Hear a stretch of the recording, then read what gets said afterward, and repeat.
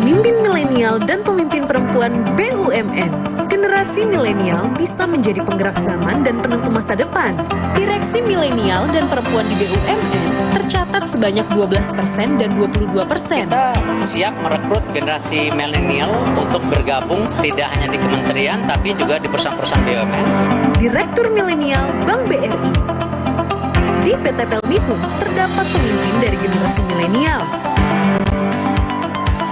Saya ingin memastikan transformasi terutama kepemimpinan perempuan itu terjadi.